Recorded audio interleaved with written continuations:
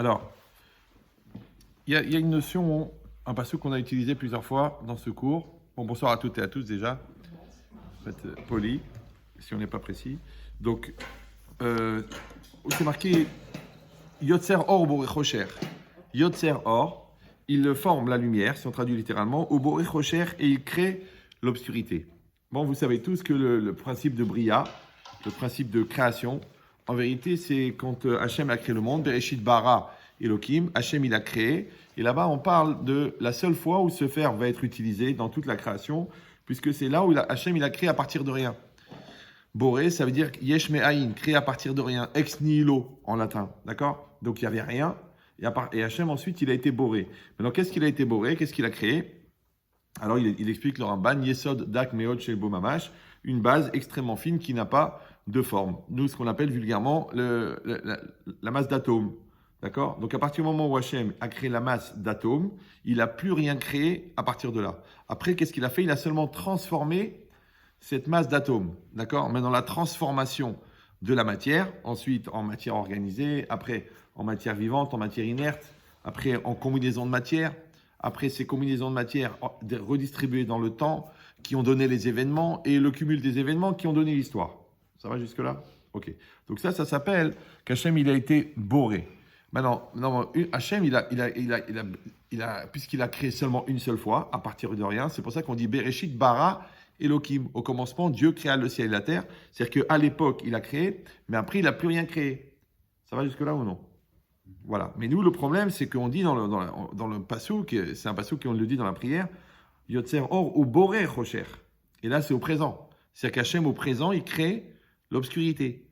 Ça va me suivre ou non? Alors, l'explication, c'est quoi? On n'est pas obligé de dire qu'en temps réel, maintenant, Hachem, il est en train de créer l'obscurité. Non, qu'en vérité, ils disent les commentaires que l'obscurité, elle est restée à l'état de bria. Elle est restée à l'état de matière non organisée. Parce que vous avez compris que quand Hachem, il a créé cette masse de molécules, eh ben, elle n'avait pas de forme. Et ensuite, Hachem, il a appliqué dessus sa chorma, sa sagesse, ce qui a orienté sa volonté. Et là, il a donné une forme à la matière.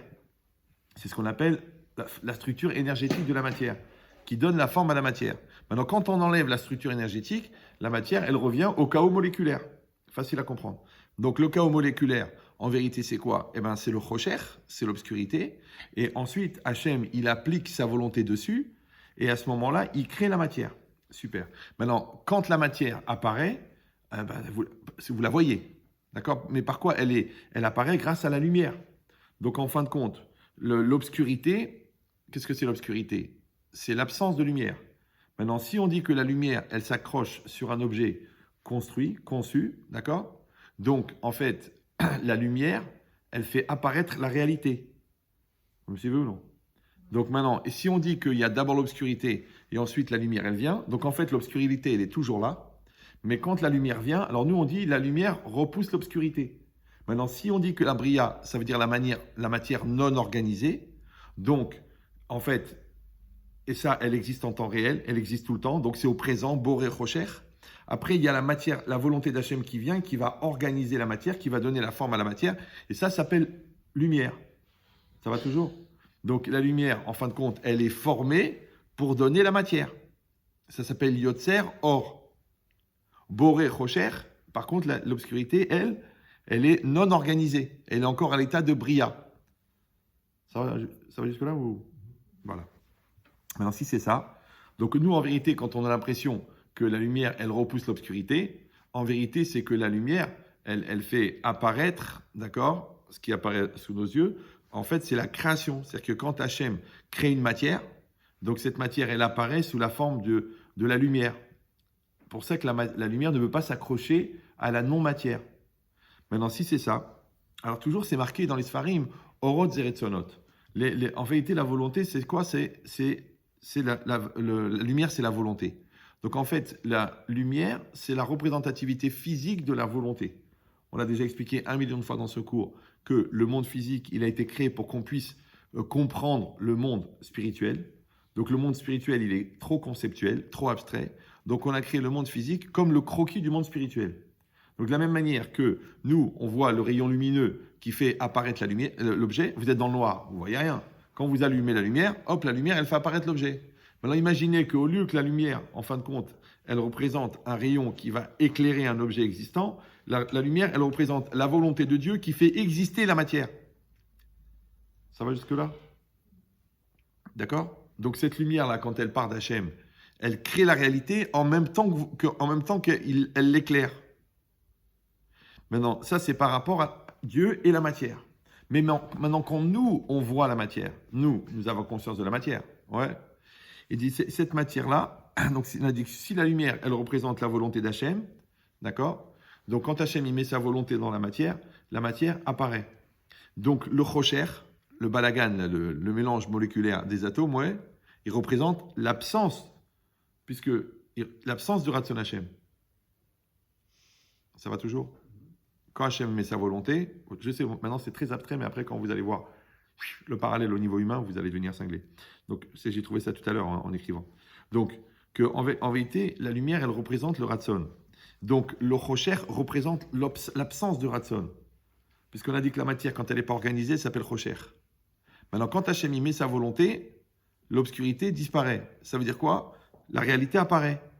Or, puisque l'homme, il est fait à l'image d'Hachem, donc quand l'homme, il va être dans une réalité qui n'est pas organisée, pour lui, c'est Chocher. Vous suivez ou non? Il est perdu, il ne comprend rien. Il s'appelle l'inconnu, il s'appelle... Puisque l'homme est fait à l'image de Dieu, de la même manière que Dieu, en mettant sa volonté, il repousse, donc en mettant la lumière, il repousse l'obscurité. Donc un homme, quand il met sa volonté, il repousse l'obscurité. Ça va, ça devient plus clair là ou... Oui. Ça veut dire que si on dit que le Ratson Hachem, la volonté de Dieu, elle organise la matière, donc c'est normal que le Ratson de l'homme, la volonté de l'homme, elle organise la réalité. C'est pour ça que quand on ne met pas la bonne volonté, il n'y a rien qui bouge, puisque ça reste mélangé. Comment on appelle mélangé? Chocher. Si c'est Chocher, automatiquement c'est angoissant. C'est pour ça que l'inconnu, la peur, le manque de confiance, c'est toujours synonyme d'obscurité. C'est bizarre. On aurait pu dire non, on aurait pu dire je sais pas moi, pourquoi la joie c'est synonyme de lumière? On est illuminé, d'accord? Pourquoi l'intelligence c'est synonyme de lumière? Alors la manquance de confiance, alors c'est la même chose. C'est l'obscurité. C'est pour ça que les gens qui n'ont pas confiance en eux, ils font une dépression. C'est la dépression. Si, c'est parce qu'ils broient du noir, qui est un manque de maîtrise de la réalité. De la même manière qu'Hachem, quand il met sa volonté, il crée la réalité, il maîtrise la réalité. Donc nous aussi qui sommes créés à l'image de Dieu, si on arrive à mettre notre volonté, on crée la réalité, on maîtrise la réalité. Si on n'arrive pas à mettre notre volonté, automatiquement, on a une réalité embrouillante. Ouais, et donc nous-mêmes, nous sommes Meboulbalim, nous sommes perdus, nous sommes angoissés, nous sommes stressés. Donc c'est très très intéressant qu'en fin de compte, c'est l'absence de lumière, donc l'absence de ratson, de volonté, ouais, qui crée le stress. Ça, c'est la première chose qu'il faut avoir en tête, d'accord? Puisque quand moi, je vois une situation qui est perturbée, ou que j'arrive pas à m'arranger avec mon mari, ou avec ma femme, ou je sais plus comment faire avec l'argent, en vérité, qu'est-ce qui se passe? Je stresse. Mais je stresse de quoi? Je stresse parce que je vois noir. Mais pourquoi je vois noir? Parce que je vois que tout est désorganisé. Pourquoi c'est désorganisé? Parce qu'il manque la volonté que ça soit organisé. Donc ça sort un piège. Que je mets pas la volonté parce que j'ai pas confiance, et ce manque de volonté, il crée que j'ai pas confiance, puisque rien n'est organisé. Pour ça que quand on est dans l'obscurité, c'est de plus en plus noir. Et quand on est dans la lumière, c'est de plus en plus lumineux.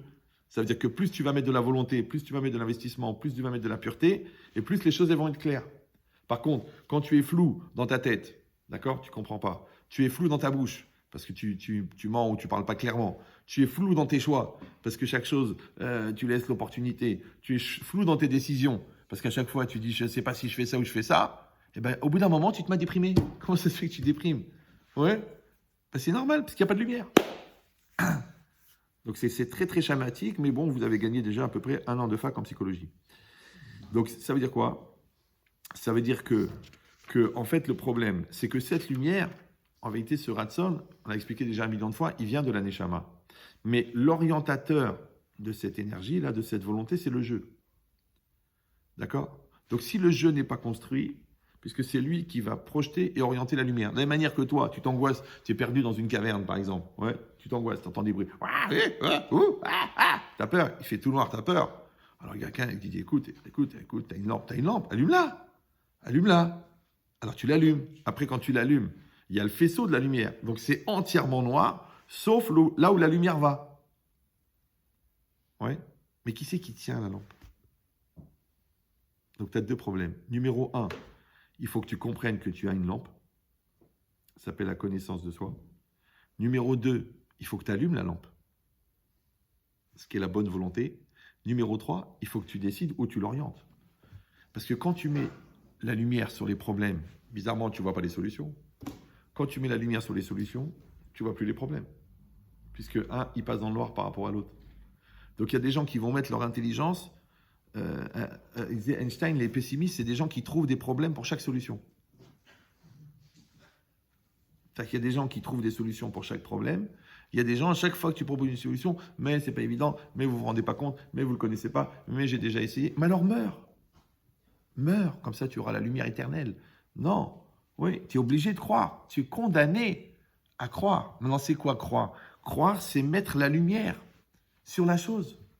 Comme dans tout, même la Guémara. Tu dis la Guémara. Ouais, si tu ne te concentres pas, tu comprends rien. C'est comme ça. Ouais, si tu relis 2 fois le Tosfot, tu comprends. Si tu ne mets pas ta tête dans le Rabbi Akiba, tu dis c'est du chinois. Mais qui t'a empêché de mettre? En français, ça s'appelle la concentration. Et bien ça, c'est toi qui oriente le faisceau de lumière. C'est toi qui mets la lumière. D'ailleurs, on dit en français mettre à la lumière. Ouais, éclairer la chose. Ça veut dire qu'en fin de compte, tu es l'orientateur de la lumière. Maintenant, vous avez bien compris que ça ne sert à rien d'avoir la lumière s'il n'y a personne pour l'orienter. Donc maintenant, on a 2 problèmes. Il faut allumer la lumière. Numéro 2, il faut créer le jeu qui va orienter cette lumière-là. Or, ce jeu-là, malheureusement, il ne vient pas tout seul. C'est ça qu'on a expliqué quand on dit la phrase du Maharal de Prague, Kol haïm zelatset milakoach et la poal. Toute la vie, c'est passé du potentiel au réel. C'est quoi? C'est que le jeu intérieur, il est potentiel, le jeu extérieur, il est réel. Maintenant, qu'est-ce qu'on fait? On fait que le jeu intérieur arrive à l'extérieur. En français, ça s'appelle exister. Extérieur, isté, être. C'est être à l'extérieur. Maintenant, le problème, c'est que ces 2 jeux-là, ils sont dépendants l'un de l'autre. D'accord? Le jeu extérieur, voilà, vous voyez mon jeu extérieur. Donc, la réalité, la matière, les obligations, l'argent, la mitzvah, les tefilines, l'heure du Kriyat Shema, ça, c'est le jeu extérieur. Mais le jeu intérieur, lui, il est caché. Lui, il est potentiel. Lui, comment il va se développer? Comment je vais le faire? Or, c'est lui qui tient la lampe. C'est lui qui tient le ratson. C'est ce jeu-là qui va prendre la volonté et qui va l'envoyer vers l'extérieur. Ça s'appelle en français « je veux ». Ça va? Et le jeu extérieur, c'est celui qui fait. Je fais. Et là, ce qu'on appelle la linéarité existentielle, dans la pensée benchétritale, c'est « je fais ce que je veux ». Ça va toujours?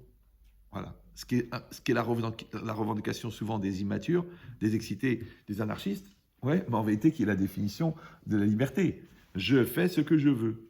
Le problème, c'est que pour que le jeu qui fait soit le fruit du jeu qui veut, il faut connaître les règles du jeu. Si tu ne connais pas les règles du jeu, donc tu n'as pas développé ton jeu intérieur, tu n'as pas développé la confiance en toi, tu n'as pas fait la connaissance de toi, tu n'as pas développé tout court le jeu.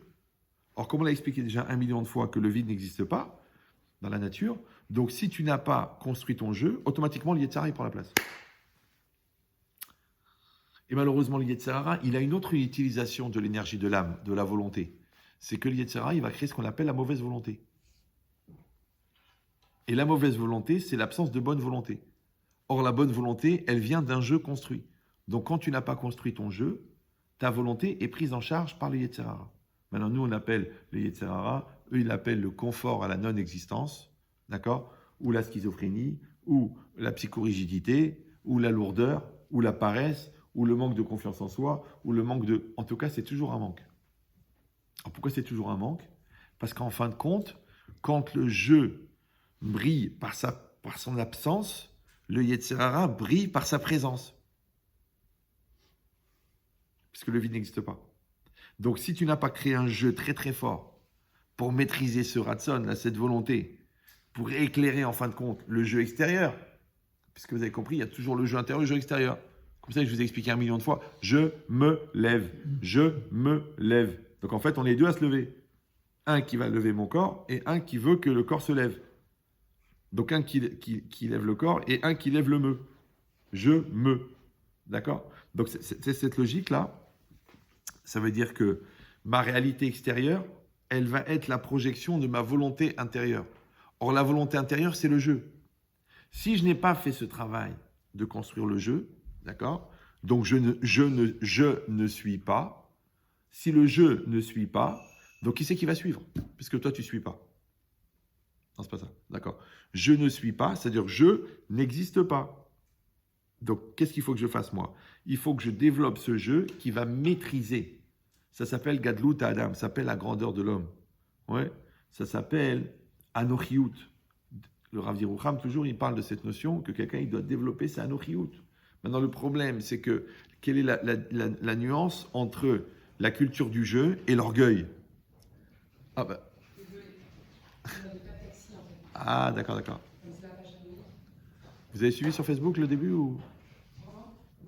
Asseyez-vous, asseyez-vous. Donc, ça va? Je ne pourrais pas reprendre depuis le début. Non, mais j'imagine, c'est pas grave, on va rentrer dedans. Super. Non, mais vous connaissez les cours par cœur, de toute façon, je n'ai pas peur. Donc, l'idée, c'est quoi? Bon, on a, en résumé, parce que j'ai de la peine, sinon vous n'allez pas comprendre la suite, c'est que l'obscurité, en fait, c'est la matière non organisée, et la lumière, c'est qui va éclairer l'obscurité. Quand la matière est organisée, on l'appelle lumière. Quand la matière n'est pas organisée, on l'appelle rocher, obscurité. Maintenant, pourquoi la lumière repousse l'obscurité? Parce que, en fait, quand vous mettez de la bonne volonté dans une réalité, elle s'éclaire. Donc, l'absence de lumière, or, comme dans la Torah, la lumière, elle représente la volonté. Donc, l'absence de volonté dans une réalité génère l'obscurité. C'est trop résumé ou ça va? Voilà. Vous réécouterez le cours, c'est pas grave. Au pire, vous comprendrez. Donc, ça veut dire quoi? Ça veut dire que la plus grande erreur pour une personne, c'est de ne pas développer sa personnalité.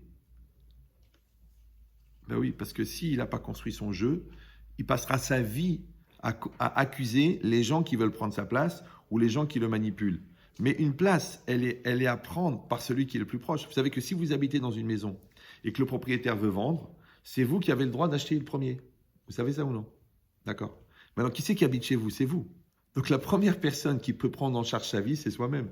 Maintenant, quand moi, je ne veux pas prendre en charge ma vie, d'accord, parce que je suis complexé, parce que je suis angoissé, parce que je pense que mon père ne m'a pas allaité, ou ma mère m'a pas apprécié, ou parce que l'école était trop dure, ou le Rav m'a mal expliqué, ou mon corps n'était pas joli, comme tu veux, tu as 1 million de raisons. Mais attention, que si toi, tu es absent de ta personne, oui, il y a quelqu'un d'autre qui va être présent dedans.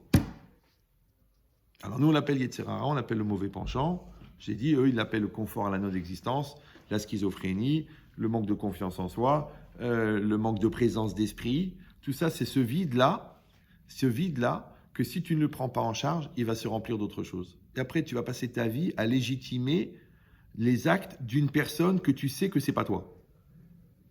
La preuve, c'est que quand après on t'accuse, tu dis c'était pas moi, c'était plus fort que moi, ça n'est pas ce que je voulais dire, les mots m'ont échappé, les gestes m'ont échappé, c'est pas ce que je voulais faire, c'est pas la vie que j'ai choisie. Alors je rappelle pour les gens qui sont pas au courant que dans la conduite automobile, il y a un principe, c'est que si tu roules en voiture et quelqu'un pile devant toi, il coupe la route et tu rentres dedans, c'est toi qui es en tort. Ouais. Tu dis mais j'ai rien fait, c'est lui qui a freiné. Mais c'est quoi la loi? La loi, c'est que tu dois toujours rester maître de ton véhicule. C'est bon? Dans la Torah, c'est la même chose. Mais le problème, c'est qu'on ne cherche pas l'obscurité. L'obscurité, elle vient toute seule. C'est pas qu'on va chercher. C'est la première fois que vous assistez au cours. Non? C'est la première fois que vous assistez. Non, c'est la première fois, oui. C'est ça, c'est pour ça. Parce que les interventions, ou c'est un cours particulier, et là c'est 12 000 euros, donc je ne sais pas quels sont. Ou alors vous attendez la fin. Sauf si vous ne comprenez pas ce que je dis. Mais si vous voulez intervenir. J'ai compris, mais en vérité, ça me déstabilise parce que même moi, je ne sais pas ce que je vais dire dans 5 minutes. Maintenant, si vous voulez, on fait un débat, mais il y aura des hauts, des bas, ça. D'accord? Voilà, donc on va rester en haut. Donc, ça veut dire quoi? Donc c'est très très important. C'est qu'en fait, je ne sais même plus de quoi je parlais. Personne ne suit, ça fait plaisir. Que quoi? Maître de votre vie. Ah oui, donc il faut rester maître de son véhicule, d'accord? Mais en vérité, la logique, c'est quoi? C'est que ton corps, c'est ta voiture. Et toi, tu es le chauffeur. Donc comment tu peux dire ça m'a échappé? Comment tu peux dire je me suis laissé abuser? Comment tu peux dire j'ai été pris par la colère? Comment tu peux dire j'ai pas pu détourner mes yeux du décolleté? Mais tu es libre de tourner les yeux, ouais? Comment tu peux dire je me suis fait avoir? Comment tu peux dire j'ai pas lu le contrat? Mais tes yeux, ils sont là pour lire un contrat. Ah, mais j'avais confiance. Mais ton jeu, ton jeu, il dormait. Si ton corps, il dort, ton jeu, il dort. D'ailleurs, quand le corps, il dort, c'est un couloir. D'accord? Non. Vous avez un taux de réactivité très, très lourd. Le corps, il dort. C'est pas grave. Donc ça veut dire quoi? Heureusement qu'il y a un docteur qui suit. Donc ça veut dire quoi? Ça veut dire que si moi, on a dit je ne connais pas les règles du jeu, c'est-à-dire je ne développe pas le jeu pour être en maîtrise, on a dit que le vœu, la volonté, c'est la lumière, c'est elle qui éclaire. Mais il faut quelqu'un pour tenir la lampe. Il faut développer le jeu. Ben nous, en tant que parents, on doit donner confiance à nos enfants, on doit les rendre grands, on doit les rendre forts, on doit leur donner beaucoup d'amour, beaucoup de structure, beaucoup de toute la scolarité et toute la Torah, elle va donner cette structure pour que le jeu, il soit fort. Après, quand le jeu, il est fort, c'est très facile parce qu'il suffit de prendre la lumière et de l'orienter. Et or, la lumière, elle représente la volonté. Donc, quand le jeu va prendre la volonté et va la mettre quelque part, ça s'appelle en français « je veux ». Encore une fois, ça a l'air débile. Mais s'il y a la volonté, mais il n'y a pas le jeu, ça ne marche pas. Et s'il y a le jeu, il n'y a pas la volonté, ça ne marche pas non plus. Après, tu pourras toujours dire j'ai été manipulé. Mais c'est quoi un manipulateur? C'est quelqu'un qui va utiliser ton vœu. Mais comment il a pu faire? Parce qu'il n'y a personne dedans.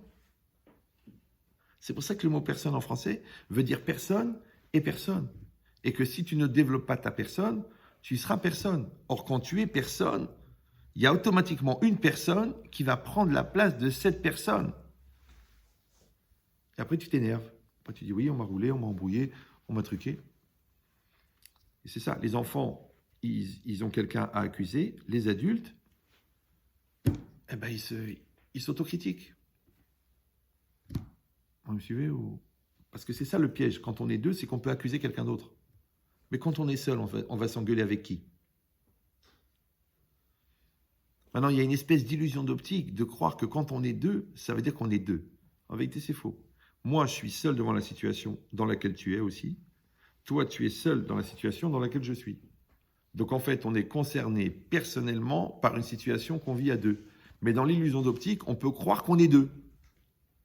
Mais quand on est deux et qu'on accuse l'autre, donc on pense que l'autre et nous, c'est un, puisque l'autre, c'est moi. C'est quand je dis c'est à cause de toi. Ça veut dire que c'est lui la cause. Donc si c'est l'autre la cause, donc moi je ne suis pas la cause. Si je ne suis pas la cause, je ne suis pas non plus la solution. Je ne suis pas non plus l'avantage. Tu ne peux pas avoir les droits et pas les devoirs. Donc quand tu dis c'est à cause de moi, ça veut dire en français je suis la cause. Donc c'est grâce à moi. Quand tu dis c'est à cause de toi, ça veut dire que c'est aussi grâce à toi. Donc je ne peux pas me plaindre des conséquences du fait que j'ai mis ma vie entre tes mains, puisque en me rendant enfant, en fin de compte, j'ai refusé d'assumer les conséquences. Donc tu ne peux pas renoncer à la liberté et après revendiquer le fait qu'on te l'a enlevé parce que c'est toi qui as renoncé. C'est ça le grand piège du transfert de culpabilité. Ouais. C'est qu'en fin de compte, je vais trouver une solution pour éviter d'assumer. Donc quand jusqu'à l'âge de 15 ans, je ne sais pas que j'existe. Un jour, en éclatant un bouton d'acné dans le miroir de la salle de bain, je dis mes minces, il y a un mec derrière. Ouais. Juste à ce moment-là, il y a la révolution sexuelle, je découvre le sexe opposé. Donc excitation, surexcitation, excitation, surexcitation. Après, problème d'orientation, rencontre de la personne, tomber amoureux, hop, mariage, responsabilité, loyer, travail, loyer. Après, bar mitzvah du premier, bar mitzvah du deuxième, mariage de l'enfant. Et après, crise de la quarantaine.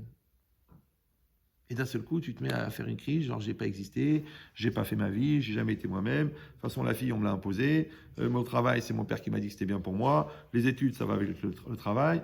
J'habite ici parce que c'est pas loin du boulot. Je vais là-bas en vacances parce qu'on est du même milieu. Je m'habille comme ça parce que c'est par rapport à mon travail. Donc en fin de compte, j'ai rien choisi. Mais pourquoi tu as cette impression que tu n'as rien choisi? Parce que qui t'a empêché de choisir? Ah, tu vas dire, oui, j'étais petit, c'est mes parents. Ça, c'est l'encadrement. Mais à un moment, on t'a mis en face d'une réalité. Alors, tu la veux, cette fille? Tu veux faire ce métier? Tu vas aller au bout de tes études? Tu vas acheter le magasin? À un moment ou un autre, on t'a posé la question. Alors, qu'est-ce qu'ils font, les gens? Ouais, quand on leur pose une question, qu'est-ce qu'ils font? Ils disent, et toi, qu'est-ce que tu aurais fait à ma place? Mais si je le fais à ta place, tu vis pas, toi? Vous me suivez ou... Ouais. Ah, mais est-ce que tu la trouves bien, cette fille, pour moi? Comment tu la trouves pour moi? Et ce garçon, tu trouves qu'il est bien pour moi? Encore tout à l'heure, une jeune fille au téléphone, elle m'appelle, oui, Ram Chetrine, il est comme ça, il est comme ça, il est comme ça, il est comme ça, il est comme ça. Je dis, bah, c'est bien pour vous. Elle me dit, comment c'est bien? Je vous parle que des défauts. Je dis, oui, comme ça vous évite d'hésiter. C'est vrai, parce que s'il était moitié bien, moitié mauvais, vous auriez douté. Mais comme maintenant, vous voyez que des défauts, donc c'est super pour vous. Parce qu'imagine que les défauts, il vous les sort après le mariage, enceinte de 4e. Un miracle qui vous a montré son côté négatif avant. Tu dis, mais alors je comprends pas. Alors quand ça se passe mal, d'après vous, ça se passe bien. Bah oui, parce que les gens qui assument, bien ou mal, ça se passera bien. Mais les gens qui n'assument pas, il faut que la réalité assume pour eux. Donc quand la réalité elle est foncièrement positive, bah, c'est facile pour eux puisqu'ils se laissent porter par le courant. Quand la réalité elle est foncièrement négative, c'est facile puisqu'ils se laissent porter par le courant. Mais jamais ils décident. Donc si vous étiez une décideuse, je vous aurais dit, bah, dites-moi ce que vous voulez. Mais vous me dites, je suis en doute. Alors je dis, bah, puisque vous êtes en doute, la réalité elle va décider pour vous. La preuve, c'est que tout est négatif. Tu dis, alors quoi, j'ai rien choisi? C'est toi qui veux. Hein. C'est comme tu veux. Hein. C'est comme tu veux. Le problème, c'est qu'il y a la dimension extérieure et la dimension intérieure. Ce qu'on appelle en français la superficialité. Confirmation par texto. D'accord? Donc, si tu es dans la superficialité, tu as du mal à être dans l'essentialité. Or, rappelez-vous cette phrase de Ben Chetrit, les gens essentiels et les gens superficiels ont des problèmes essentiels. Le seul problème, c'est que les gens superficiels apportent des solutions superficielles à leurs problèmes essentiels. Maintenant, les problèmes essentiels ne sont pas réglés par les solutions superficielles, donc ils durent. Et qu'est-ce qu'ils font les gens superficiels? Ils augmentent de la superficialité dans l'espoir d'oublier le rendez-vous avec l'essentiel. Or, rappelez-vous que dans la vie, les rendez-vous que l'on fuit le plus sont ceux qui nous rattrapent les premiers. Donc, ce que tu veux pas voir, ça te saute dans la gueule. Le pire que tu veux pas épouser, tu l'épouses. Ce qui t'imagine de pire chez un enfant, tu l'accouches. Tu mets d'où il sort? Il sort de ta peur. Pourquoi? Encore une fois, parce que la peur, c'est quoi? C'est un vide. Oui? Comment on fait pour vider un réservoir? Vous pouvez l'éteindre, ça ne me dérange pas. Donc, comment on fait pour vider un réservoir? Vous avez un réservoir d'essence. Vous voulez le vider. Comment vous faites? Vous faites un appel d'air. Vous mettez un tuyau dedans et vous faites... Ouais, l'appel d'air, il fait sortir l'essence. D'accord? Mais l'appel d'air, c'est quoi? C'est du vide. L'essence, c'est du plein. L'air, c'est du vide. Le vide, il fait un appel d'air. Vous me suivez ou non? Ça va? Voilà. Maintenant, si toi, tu as un passage à vide, c'est normal que tu attires tout ce qui est négatif, puisque c'est vide dedans. Si toi, tu es plein, tu ne peux pas attirer du vide. Tu vas attirer du plein. Ce qu'elle dit la Gemara. Keli malé marzik, kelorek keno marzik. Quand quelqu'un est rempli de Torah, tu peux en remettre dedans encore. Mais quand quelqu'un il est vide, tu ne peux rien mettre dedans. Quand quelqu'un il est plein de maturité, tu peux rajouter encore de la responsabilité. Mais quand quelqu'un est vide de maturité, tu ne peux même pas lui faire accepter une toute petite maturité, une toute petite responsabilité, parce qu'il fuit la responsabilité. C'est comme ça qu'il a réussi à rester vide. Or, le vide, c'est le contraire du plein. D'accord? Et plein en hébreu, c'est malé. Et malé, c'est quoi? C'est shalem. Et shalem, c'est complet. Donc, quand est-ce que tu deviens complet, en fin de compte? En luttant contre l'attirance du vide. Donc, comment tu deviens fort? En luttant contre la faiblesse. Maintenant, si toi, tu ne luttes pas contre la faiblesse, tu es faible. Si tu es faible, automatiquement, tu attires l'effort, puisque l'appel d'air. D'accord? Or, rappelez-vous que la force du fort, c'est la faiblesse du faible. Le fort n'est pas fort. Oui, il est fort parce que le faible est faible. Parce que dans la Torah, le fort, c'est par rapport à soi-même, c'est pas par rapport à l'autre. Donc, à chaque fois que tu es fort par rapport à quelqu'un d'autre, c'est que tu n'es fort que parce que l'autre est faible. Donc, toi, tu te plains du fort qui te manipule. Mais en fin de compte, sa force, elle vient de ta faiblesse. Parce que les lions n'attaquent pas des éléphants, ils attaquent des moutons. Donc si tu dis oui, mais l'autre il m'agresse, et l'autre il me remet en cause, et l'autre il me déstabilise. Mais il déstabilise ce qui est déstabilisant.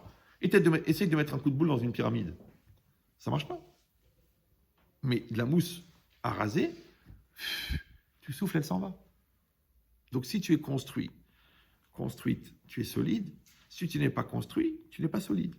Après, tu peux toujours dire que la vie, elle est dure, que tu tombes sur des gens méchants, qu'il y a plein de manipulateurs, que c'est un pervers narcissique. Mais je te dis, le lion n'attaque pas les éléphants. Faut arrêter. Les lions n'attaquent pas les éléphants. Ils attaquent les moutons. Donc si toi, tu te mets dans la posture du mouton, c'est comme si tu fabriques le lion. Ça s'appelle des montants compensatoires. Vous suivez ou? Ouais. Donc c'est pareil. Maintenant, après toi aussi, pareil maintenant. Tu veux que l'enfant il se développe. Donc si tu fais le lion, lui, il fait le mouton. Après, tu dis, oui, tu prends aucune initiative. Alors, pourquoi? Il ne peut pas, il est dedans. Donc il faut avoir une présence rassurante, mais à distance. Pour qu'il ait l'illusion d'avoir le choix. Mais si tu lui imposes ton autorité, après tu te dis, mais comment ça se fait qu'il est castré mentalement? Tu as fait la Brit Mila beaucoup trop haut. C'est pas grave. Oui, ça vient de ça. Maintenant, qu'est-ce qui se passe, encore une fois? Pourquoi moi je vais me sentir obligé d'imposer et de maîtriser et d'organiser? Ben, vous verrez bizarrement que c'est souvent les gens qui n'ont pas gagné la guerre intérieure qui veulent gagner la guerre des autres. Toujours j'avais un shalom bayit comme ça et tout. Et la femme, elle était là, oui, mon mari, vous trouvez ça normal, mon mari, vous trouvez ça normal, vous trouvez... Je dis, c'est une question. Votre mari, c'est un demeuré, c'est un psychopathe. Il est limité psychologiquement. Il me dit non. Je dis, alors pourquoi vous vous sentez obligé de vivre pour lui? Pourquoi vous le contrôlez surtout? Pourquoi vous le maîtrisez? Pourquoi vous le critiquez? Donc ça veut dire qu'il lui-même, il est zéro. Alors il me dit, oui, c'est pour son bien. Je dis, qui a dit qu'il a besoin de vous? Peut-être au contraire. Plus vous l'infantilisez, plus il reste un gamin. Maintenant, la tentation de prendre en vie la charge de prendre en charge la vie de l'autre, c'est au détriment de la sienne. C'est pour ça que Rav Dessler, il dit toujours, c'est quand toi tu es complet, tu peux commencer à dire, je vais peut-être aider les autres. Parce que toi, tu as trouvé le chemin pour sortir du labyrinthe de la lourdeur, donc tu peux dire à d'autres le chemin. Mais si depuis le départ, tu es engagé auprès de l'autre, tu es investi auprès de l'autre, tu fais tout pour l'autre, il y a deux solutions. Soit c'est parce que tu es en attente du retour, parce que tu veux que l'autre, maintenant, il dit, je vais t'aider à toi. C'est pour ça que tu es toujours déçu, parce que en fait, tu l'as fait avec l'exigence du retour. Ouais. Soit c'est qu'en fait, tu le fais au détriment de ton travail personnel. Donc, tu te donnes entièrement pour les autres, comme ça t'évite d'avoir un rendez-vous avec toi. Non, c'est d'abord tu te construis, et après tu construis l'autre. D'ailleurs, même quand vous prenez l'avion, ouais, on vous dit en cas de dépressurisation, des masques à oxygène vont tomber. Si vous êtes accompagné d'un enfant, ouais, vous lui mettez d'abord le masque. Vous me suivez ou non? Mais si vous êtes accompagné d'un adulte de 40 ans, vous ne lui mettez pas le masque. Il se débrouille. Donc si tu te sens obligé, toi, de mettre de l'oxygène aux autres, c'est que toi, tu penses que l'autre est un enfant. Or, ce qui se ressemble, ça semble. Donc ça veut dire que tu dois être autonome en réalisation devant Hachem. Maintenant, comment on appelle une personne autonome en réalisation devant Hachem? Un tzaddik. C'est ça, tzaddik. Non, tzaddik. Non, tzaddik, c'est quelqu'un qui est en autonomie devant Hachem. Maintenant, pour être en autonomie, il faut qu'il maîtrise son mauvais penchant. Sinon, il n'est pas en autonomie, puisque c'est son mauvais penchant qui décide pour lui. Il faut qu'il soit en autonomie par rapport à ses parents, parce qu'il est construit. En autonomie par rapport à sa famille, parce qu'il fait ce qu'il a à faire. En autonomie par rapport à l'école, parce qu'il travaille. En autonomie par rapport à l'argent, parce qu'il est autofinancé par ses efforts. S'il est en autonomie, il est vivant. S'il n'est pas en autonomie, il est mort. C'est pour ça que Hani Nirshav Kemet, le Hani, le pauvre, est considéré comme un mort, parce qu'il est dépendant des autres. Maintenant, celui qui c'est son mazal, le bon Dieu l'a fait comme ça. Mais celui qui fait tout pour rester pauvre, parce qu'il préfère l'état de réfugié plutôt que l'état de pays autonome, monsieur, non. Eh bien, tu verras que les gens qui préfèrent le régime de réfugiés, c'est parce qu'ils n'ont pas l'estime d'eux-mêmes. On ne va pas faire de la politique. Donc si c'est ça maintenant, ça veut dire quoi? Ça veut dire que le problème, c'est la différence entre le jeu intérieur et le jeu extérieur. Le jeu intérieur, c'est le jeu de la volonté. Ouais, c'est le jeu des rêves, c'est le jeu des ambitions, c'est le jeu de la jeunesse, c'est le jeu de la fusion. Mais le jeu extérieur, c'est le jeu de l'adulte, c'est le jeu de la décision, c'est le jeu du temps, c'est le jeu des échéances, c'est le jeu du loyer, c'est le jeu de la responsabilité. Donc les deux ne se ressemblent pas du tout. Et pourtant, un, il nourrit l'autre. Ben oui, parce que si le jeu extérieur, c'est le jeu exécutant, mais le jeu intérieur, c'est le jeu créatif, c'est le jeu volontaire. Donc si, c'est comme dans un business, il y a toujours un qui fait de la gestion et un qui fait de la vente. Maintenant, le vendeur, s'il n'a pas le gestionnaire, au bout d'un moment, il se plante parce qu'il calcule mal les marges. Et le gestionnaire, s'il n'a pas de vendeur, la marchandise, elle reste au stock, donc elle ne se vend pas. Maintenant, le problème, c'est que dans la vie, c'est toi qui joues les deux rôles. Tu es gestionnaire et en même temps vendeur. Tu es créateur et en même temps acteur. Donc, il faut aller. Maintenant, la créativité du jeu intérieur, elle va donner l'inspiration pour... Maintenant, comme à l'intérieur, c'est le monde du rêve et le monde des volontés, c'est facile d'évoluer à l'intérieur.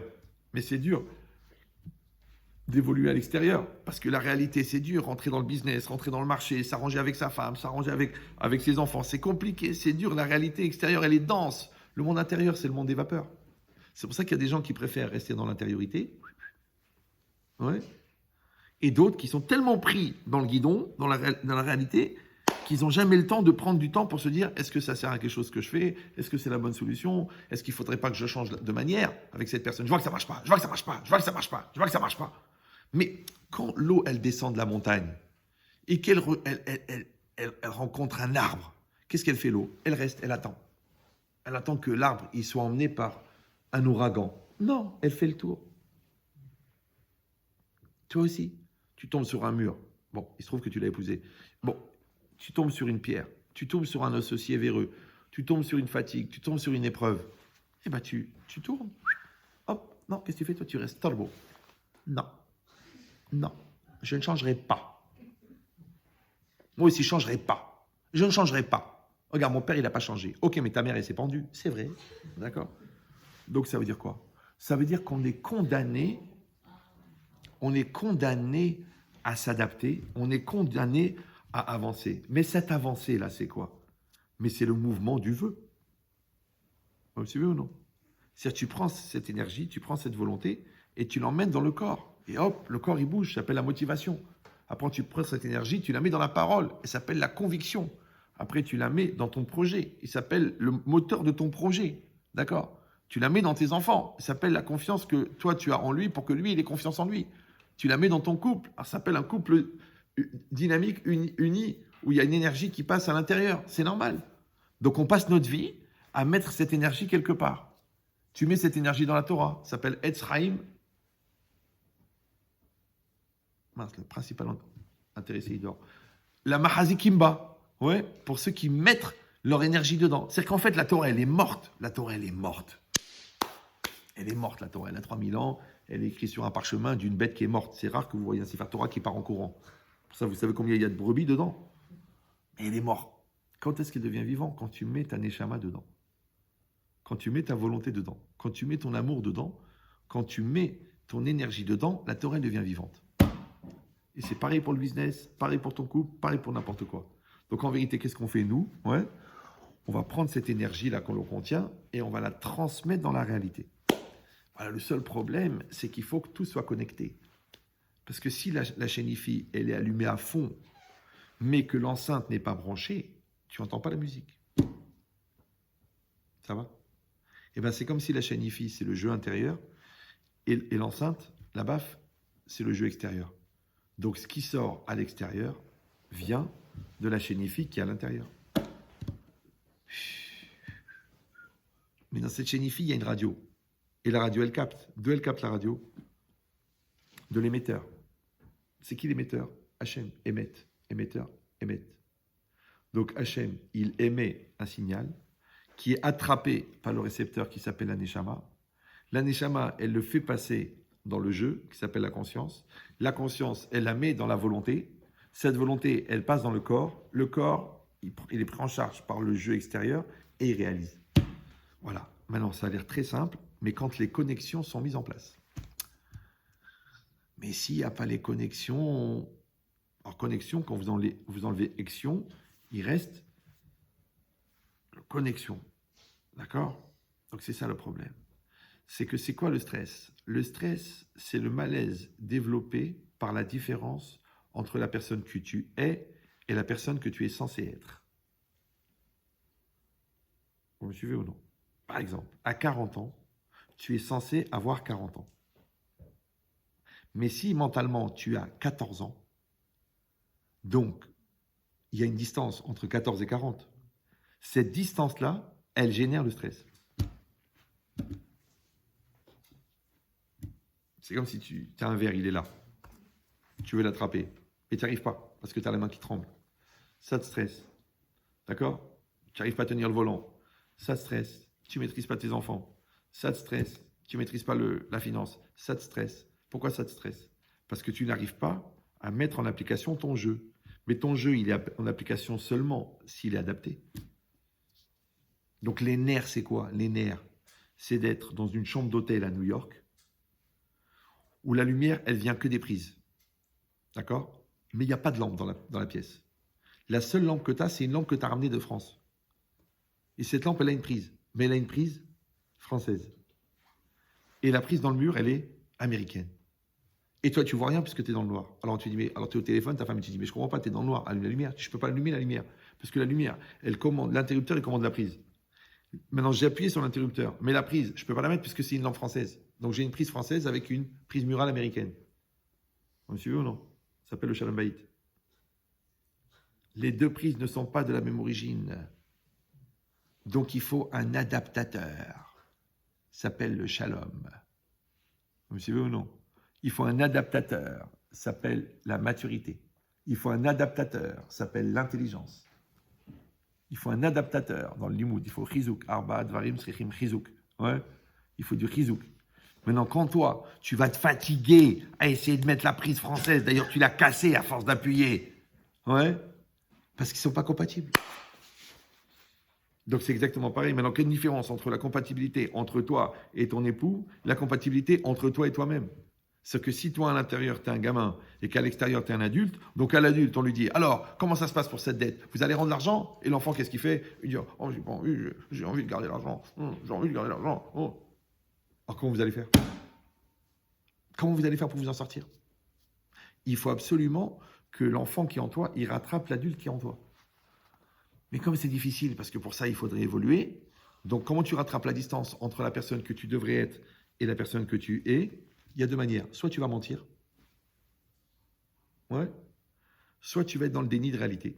Je ne suis pas concerné, mais je te pose une question à toi. Moi, je ne suis pas là, je suis dedans. Je suis dedans, je suis bien, je suis avec mon doudou. J'ai 6 ans et demi et j'ai ma mère qui me protège. Donc à l'intérieur, si tu es un bébé et à l'extérieur, si tu es un adulte, ça va être difficile la vie. Donc c'est une espèce de combat. Pourquoi? Parce que non seulement tu es condamné à évoluer, mais en plus de ça, la vie, elle évolue. Parce que vous savez que les enfants ont un défaut majeur, c'est qu'ils grandissent. Les parents ont un défaut majeur, ils vieillissent. Et il y a une grande illusion, il n'y a que l'homme qui est capable de faire ça. L'homme, il est capable de penser que pendant qu'il réfléchit, pendant qu'il hésite, pendant qu'il met du temps à décider, il croit que la situation s'arrête. Vous me suivez ou non? Comme le garçon, il dit, bon, j'ai besoin de réfléchir, mais la fille, ça fait 4 ans qu'elle attend. Alors, il ne comprend pas pourquoi elle est nerveuse. Pourquoi tu t'énerves? Bah, tu m'épouses ou non? Tu me stresses, tu m'angoisses, tu m'obliges à décider. Bah, si ça faisait 3 jours, j'aurais dit c'est du harcèlement. Mais si ça fait 4 ans, en plus que tu as tout vérifié, je veux dire, tu vois que tout marche. Ouais, même too much. Donc, pourquoi tu hésites encore? Ah ben, j'ai pas confiance en moi. Et je me sens pas prêt au mariage. Alors, tu es prêt à me toucher, mais tu n'es pas prêt à m'épouser. C'est bizarre comme gars, toi. Tu es prêt à emprunter, mais tu n'es pas prêt à rembourser. Incroyable. Tu es prêt à t'inscrire à l'école, mais tu n'es pas prêt à travailler pour l'examen. Ouh là là, t'es bizarre. Tu es prêt à prendre un contrat avec un salaire, mais tu n'es pas prêt à venir au boulot. Ouais, mais je suis en thérapie parce que j'ai pas confiance en moi, parce que mon père m'a pas encouragé, parce que j'ai arrêté l'école trop jeune. Tu te rends compte ce que tu es en train de me dire? Tu es en train de légitimer le fait que tu es un loser. Et moi, je te dis, mais rattrape. Ok, il y a une distance, rattrape. Vas-y, rattrape. Vas-y, travaille, travaille, travaille, travaille. Comme ça, tu vas rattraper la distance entre ta personne intérieure et ta personne extérieure. En fait, tu vas être toi-même en français. Voilà. Ouais.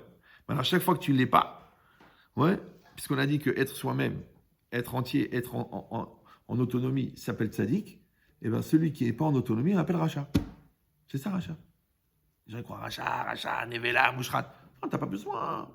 Simplement que quand tu veux pas te prendre en main, automatiquement, c'est ton Yetzara qui va te prendre en main.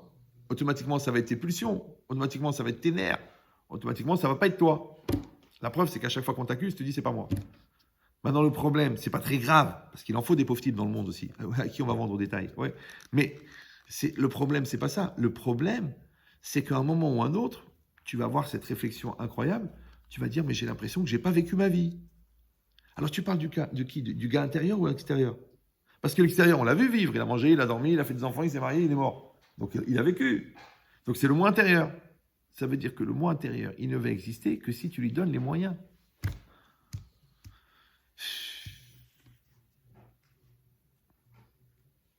Donc vous avez compris maintenant ce qu'on avait demandé tout à l'heure. En fin de compte que là, quand je prends conscience, quand je me renforce, quand je me développe, quand je me maîtrise, en vérité, ça sera la manière de compenser le stress. Maintenant, le stress, il vient de l'inconnu parce qu'il vient de l'obscurité. Mais on a dit que l'obscurité, c'est quoi? C'est l'absence de lumière. Et la lumière, c'est la volonté. Donc, quand tu mets ta volonté quelque part, il n'y a plus de stress. Oui. Maintenant c'est la lumière, eh ben, c'est elle qui repousse l'obscurité. Donc, c'est la lumière qui va repousser le doute, c'est la lumière qui va repousser la peur, c'est la lumière qui va repousser le manque de confiance en soi, c'est la lumière qui va repousser le manque de confiance en Dieu. Donc, ça va ensemble.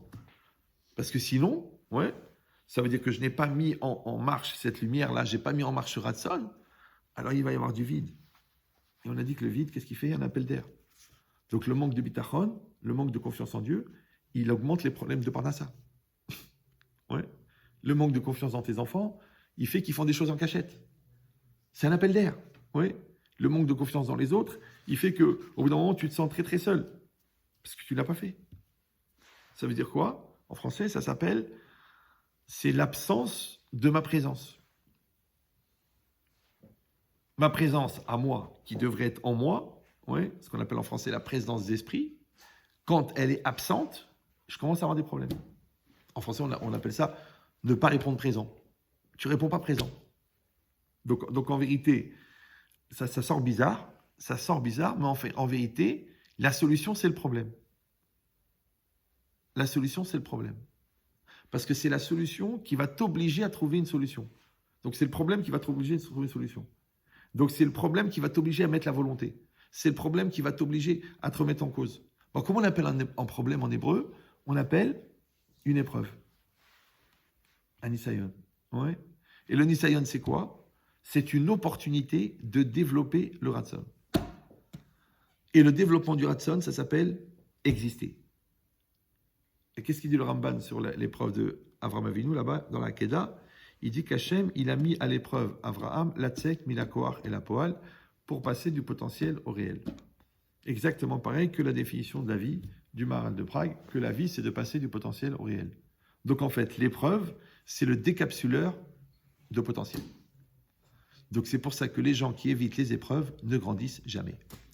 Encore une fois, il y a deux manières. Soit tu dis, c'est pas mon problème, c'est le tien. D'accord? Donc c'est un transfert de responsabilité. Soit c'est un déni de réalité. Non, qui a dit qu'il y a une question? Il n'y a pas de question.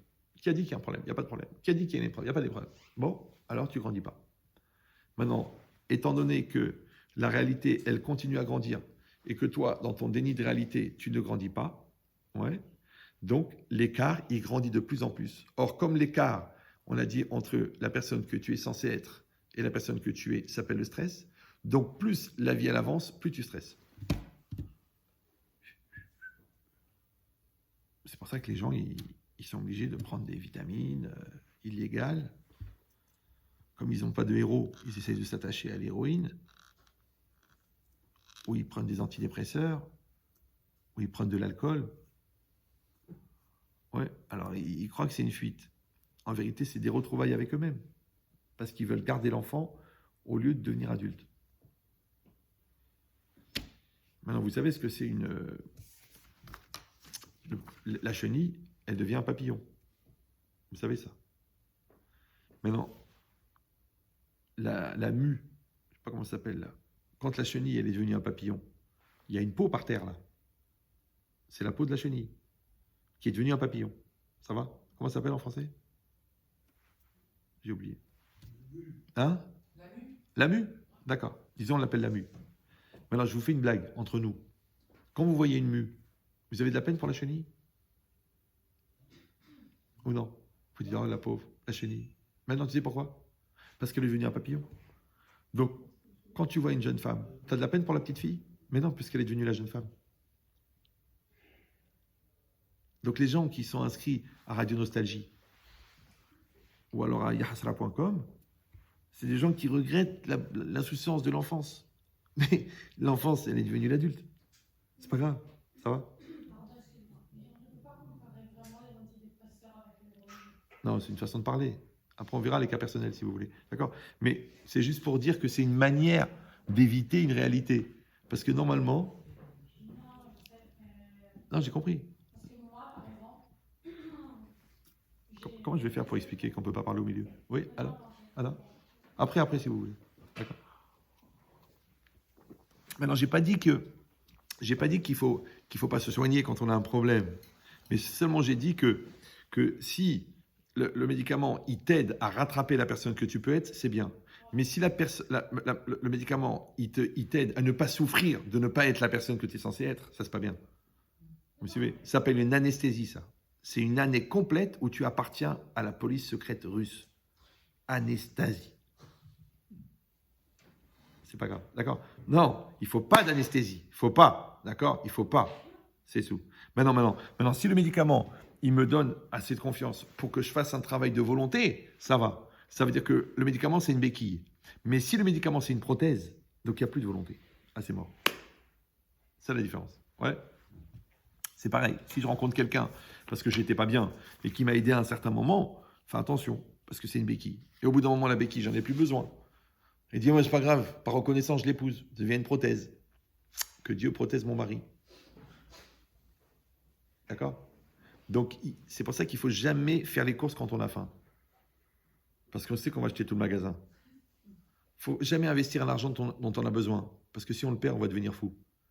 Donc, il ne faut jamais épouser quelqu'un par dépendance. Parce qu'après, on dit pourquoi il me manipule. Mais c'est toi qui avait besoin par dépendance. Vous voyez cette logique-là? Voilà. Donc, tous les médicaments qui créent de la dépendance sont mauvais. Mais tous les médicaments qui sont une étape sont bons. Maintenant, il faut les trouver, ceux-là.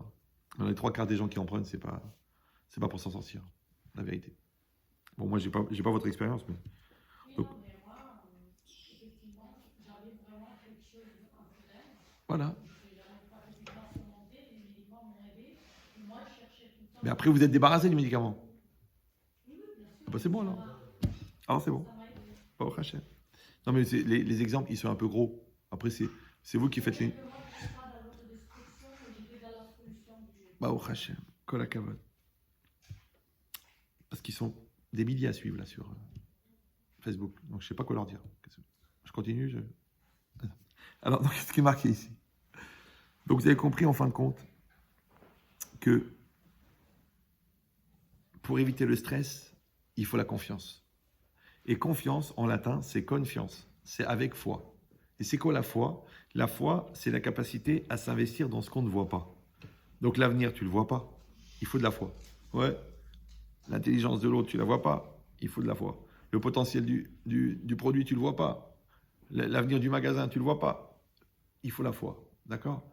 Donc ça veut dire que Hachem, tu ne le vois pas. Donc il faut la foi. Donc en fin de compte, la foi, c'est cette capacité-là, d'accord, à rentrer dans la réalité. Mais le problème, c'est que la foi, c'est une idée. Mais pour que cette idée, elle devienne dynamique, il faut mettre la volonté. Donc quand la volonté, elle rentre dans la foi, elle s'appelle le bitachon. Vous suivez ou non? Ouais. Sinon, elle s'appelle la Emouna. La Emouna, ça veut dire Ani Odea. Je sais que Dieu existe. Je sais que Dieu intervient. Je sais que Dieu fait tout pour le bien. Mais si dans la vie, je dis, oh, j'ai très peur, oh, je ne sais pas ce qui va se passer, ah où il était Dieu quand j'ai eu besoin, je ne comprends pas. À quoi te sert ta connaissance? Alors, quand le Chazon Ish, il dit que le bitachon, c'est quand tu vis en fonction de ta Emouna. Maintenant, la Emouna, c'est une connaissance. Il faut avoir la connaissance, tu ne peux pas l'inventer. Ouais. Mais après, il faut que tu prennes ta connaissance et tu la mets dans ta réalité. Maintenant, quand tu vas le matin à la prière, alors que tu pourrais être au magasin, c'est un exercice de bitachon. D'accord? Quand après que tu as inscrit l'enfant à l'école, tu pries pour qu'il réussisse. C'est-à-dire que tu mets Dieu dans le business. Tu mets Dieu dans l'éducation. Comme moi, avant chaque conférence, je fais une prière. Que Hachem il m'aide à bien parler. Pourtant, j'ai 30 ans d'expérience. Donc, je pourrais dire, bon, c'est bon, ça va, je suis pro. Non, c'est dangereux. Parce que quand tu es pro, tu arrêtes d'être spontané. Quand tu es spontané, ça vient plus du cœur. Quand ça vient plus du corps, ça ne provoque plus de changement. Tu deviens un magnétophone. Un CD. Et à partir de 2, c'est mortel, puisque décédé. C'est pas grave. D'accord? Donc ici, c'est pareil. Quand la personne, elle va prendre cette bonne volonté-là, il faut qu'elle aille la chercher très loin. Et elle va la mettre dans sa réalité, d'accord? Et qu'elle va être nourrie, elle va être habillée par sa croyance. Oui, parce que Baruch Hashem, il a bien étudié le Sefer HaBitachon et il a bien réfléchi sur comment Hashem il fait du bien. Et il a vu les miracles de l'accouchement. Et il a vu comment Hashem il accompagne les enfants. Et il a vu comment le banquier il a accepté le crédit alors qu'il n'avait aucune chance de l'avoir. Donc qu'est-ce qu'il fait? Quand il prélève tout ça, il nourrit sa Emouna. D'accord? Et sa Emouna, il met la volonté dedans. Elle devient du bitachon. D'accord? Et le bitachon, il fait que quoi? Qui provoque le miracle. Puisque le miracle, il est quoi? Il est 50% le fruit d'Hachem, 50% le fruit de l'homme. Donc c'est la volonté de l'homme et la volonté d'Hachem qui se rencontrent. Et ça crée le miracle. Quand il voit le miracle, ça augmente son bitachon. Vous me suivez ou non? Son bitachon, il augmente sa Emouna, il augmente le bitachon. Donc ça ne s'arrête jamais. Exactement pareil que l'enfant. Comment l'enfant il apprend à marcher? Comment il fait? Il est par terre, tranquille, sur son derrière, on lui donne tout ce qu'il veut, il fait on lui donne. Un jour, il se met debout. Il est fou, il s'accroche à un siège, il se met debout. C'est là que ça va commencer les problèmes, parce qu'il va commencer à marcher. Ouais. Et après, il fait un pas, il tombe. Après, il fait 2 pas, il tombe. Après, il fait 3 pas, il tombe. Après, il fait 3 pas, il tombe pas. 4 pas, 5 pas, 7 pas, il tombe. 8 pas, 9 pas, 10 pas, il marche. D'accord. Maintenant, la marche de l'enfant, vous avez bien vu qu'elle s'est faite aussi par la chute. D'accord. Donc, l'expérience dans le business, c'est aussi par des erreurs. Les accros qu'on a dans le couple, si on les surmonte, c'est ça qui accroche le couple. Donc, tomber, ça fait partie d'apprendre à marcher. Vous me suivez, non? C'est mieux de faire un petit dépôt de bilan en début de carrière que faire un gros dépôt de bilan en fin de carrière. Si je suis tombé sur un escroc, bah tu as de la chance si tu as pris 10 000 euros. Imagine, tu aurais pris 1 milliard. Maintenant, à l'époque, quand tu as perdu les 10 000, parce que tu t'es fait escroquer, tu es devenu malin. Tu as dit, on fait un contrat, on relie, on passe chez un avocat. Ça t'a évité de perdre le milliard. Mais si tu avais dit, non, c'est pas grave, faut pas réfléchir, laisse-moi tranquille, j'ai pas le temps. Allez, vite, c'est une opportunité, on signe. 1 milliard. Quand mais t'es pas passé chez un avocat? Non, mais c'était mon cousin, c'était un rabbin. Je ne pouvais pas imaginer que le Yetzirah n'est pas mort à la porte de Jérusalem. Il est en pleine forme. Partout pareil. C'est les mêmes règles, c'est le même principe. D'accord? Donc ça veut dire quoi? Ça veut dire que quand la personne, en fin de compte, elle va mettre la bonne volonté, bizarrement, la compréhension, elle vient. Ça va? Quand elle va mettre la bonne volonté, la clarification, elle vient. Alors que quand elle met la mauvaise volonté, je comprends rien. Tu dis, bon, viens, on réfléchit.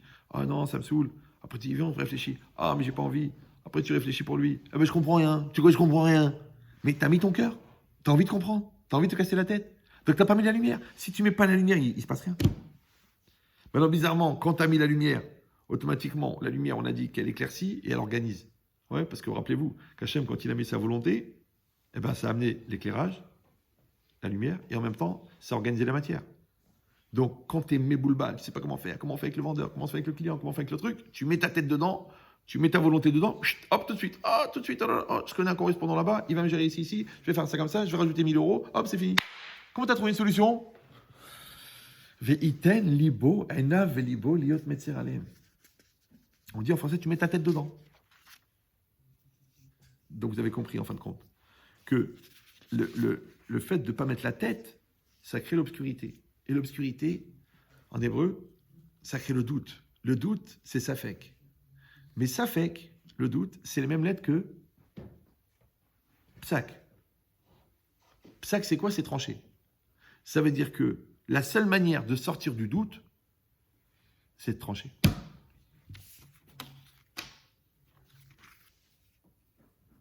Maintenant, vous savez, c'est quoi la maladie des intellectuels? La maladie la plus répandue chez les intellectuels. Vous savez ou non? Non. L'indécision. Il n'arrive pas à décider.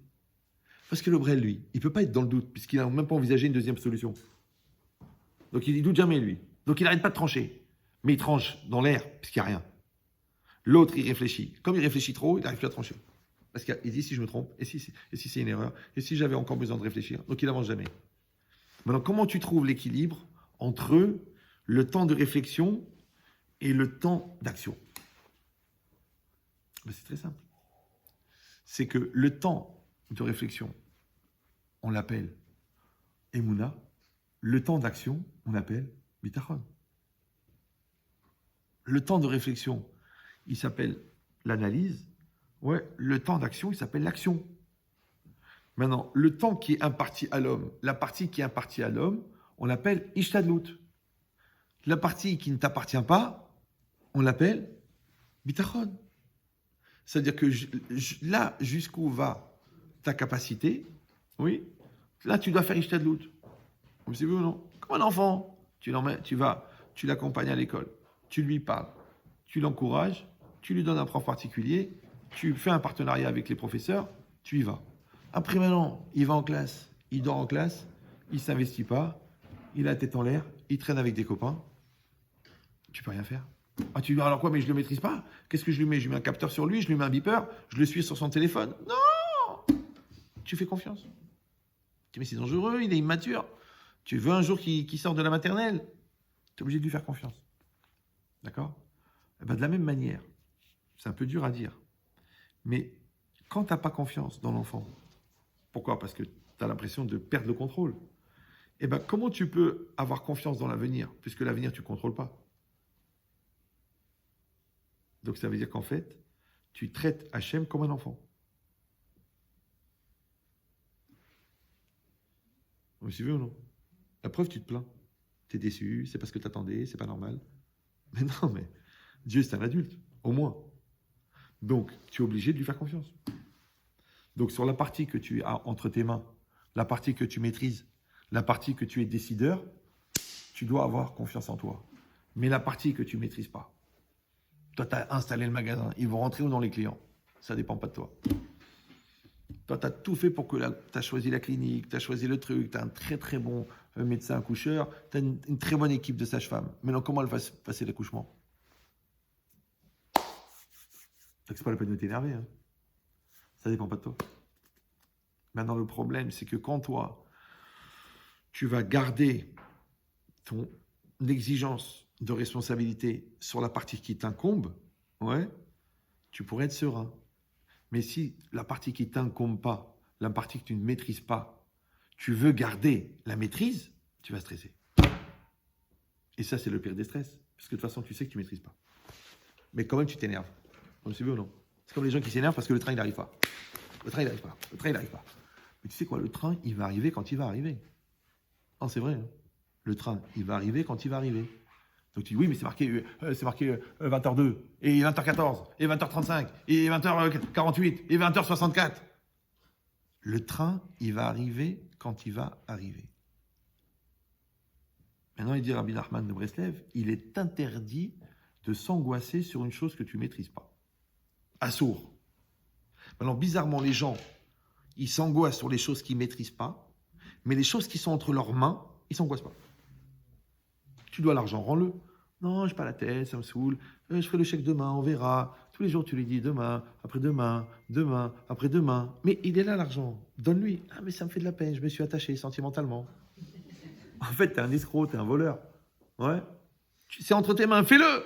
Fais-le. Après, dis, oui, mais après, je ne t'aurai plus. Ah ben, comment je vais faire demain? Ah ben, demain, le bon Dieu. Aujourd'hui, fais-le. Vous suivez ou non? Donc, ça veut dire que quand toi, encore une fois, tu vas t'imposer une maîtrise sur une chose que tu ne maîtrises pas, tu fabriques du stress pour rien. C'est comme les gens, ils me disent, Ah, on a une grosse marloquette sur l'éducation avec mon mari, on s'angoisse pour l'éducation, comment ça va se passer, on n'est pas d'accord. Moi je dis c'est la discipline, lui il dit il faut être cool. Je dis attendez, quel âge il a votre fils, 14, 15? Il me dit non, il a 2 mois.